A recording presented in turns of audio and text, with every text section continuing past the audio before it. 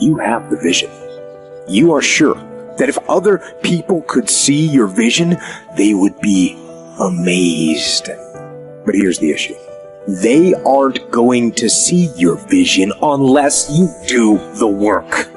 Unless you type those words, write that code, unless you do the work, the world will never see your vision. And the only way to bring it to life is to work. The world's going to keep moving. The clock is going to keep ticking. Everything that starts has an end. It's just life. If I looked at my car, if you looked at your phone, time never stops for no one. Just keep pushing forward. With enough action, any goal can be achieved. Take the shot, swing the bat, throw the stick. Just go for it over and over and over again until you're so emotionless on failure or rejection. All these failures weren't failures. They were just attempts that showed me the right way to do so. You forego immediate pleasure for the exchange of long-term self-respect. If you want to be happy, you have to discipline your behavior. The road to sustained happiness is through disciplining your behavior. Play the long game. Aim for legendary. Say, I want to have the guts and the grit and the acumen and the mindset and the capability and the commitment to create enduring success. Be the person who is up reading, listening to the podcast, writing in your journal, setting your goals, focusing on your intentions. As you become more successful, become more humble. As you become more successful, work even harder. As you become more successful, care even more about your product. As you become more successful, learn even more. Don't try, do. Forget about trying. Forget about making an attempt. Forget about testing it out. Although you may not end up in the profession or in the area that you're starting out, you don't want to go halfway. You don't want to just dip your toe in. You want to jump in hard. Do not try, do. Go hard. It requires a tremendous amount of courage to say, I'm going to give this thing a chance. I'm going to give it my all. And if it doesn't work out, that's okay. But I know that I tried my best. Legends don't settle for being a winner. They strive to be complete domination. Legendary. If you really truly dominate, people are going to see it. They're going to be drawn to you.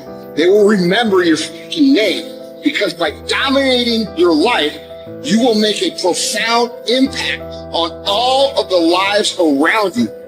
Just winning is not enough, but dominating people who are winning, that's something that'll leave you a fucking legacy.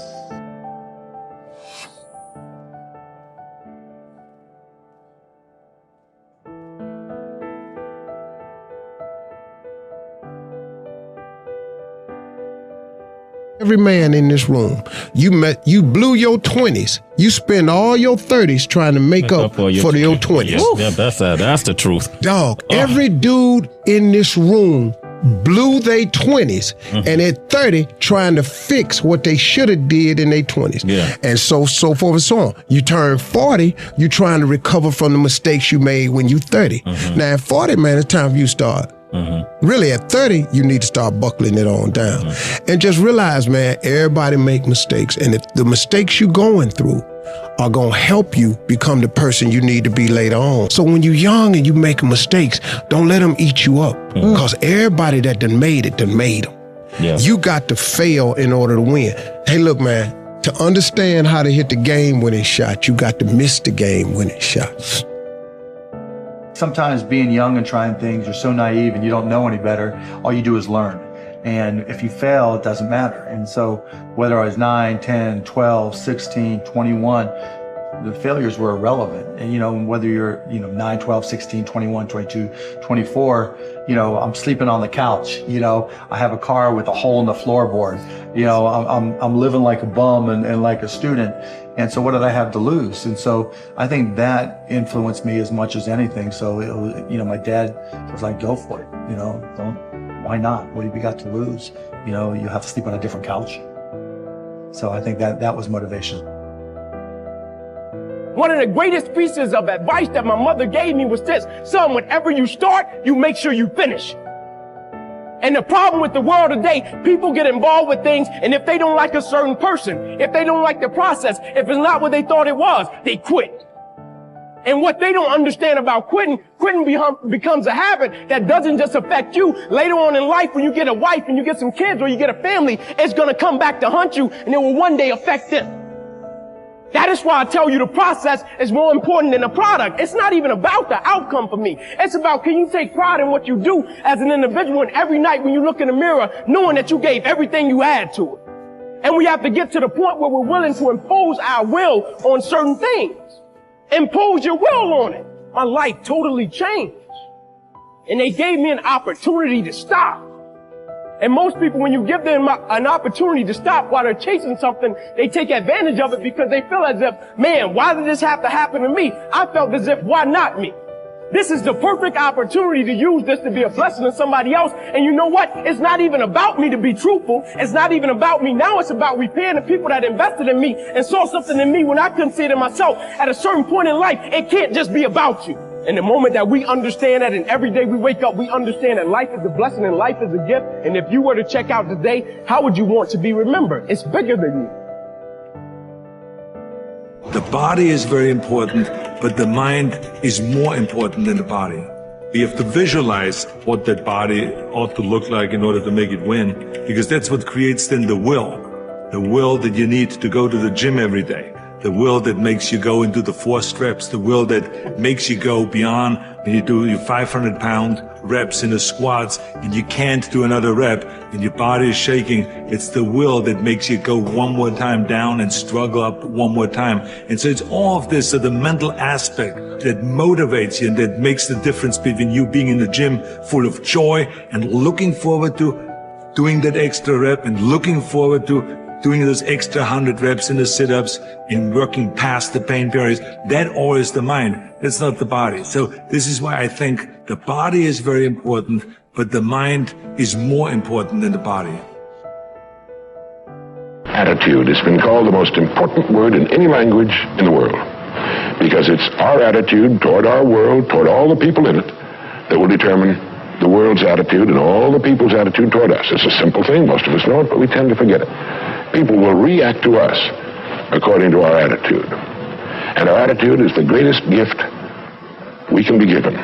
You know, the little creatures of the world were given a wonderful gift by Mother Nature called protective coloring, in which they can blend into the background without being seen.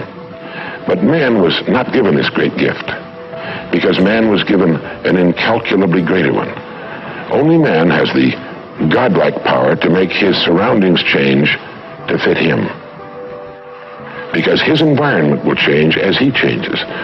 A man's environment is a merciless mirror of him as a human being. And if he thinks his environment can stand a little improvement, all he has to do is improve, and his environment will improve to reflect the changing man. We have to deal in things that we're capable of understanding. And then, once we're over that filter, we have to have a business with some intrinsic characteristics that give it a durable competitive advantage.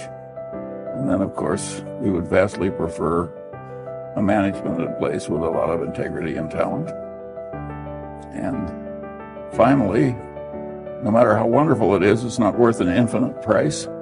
So we have to have a price that makes sense and gives a margin of safety considering the natural vicissitudes of life.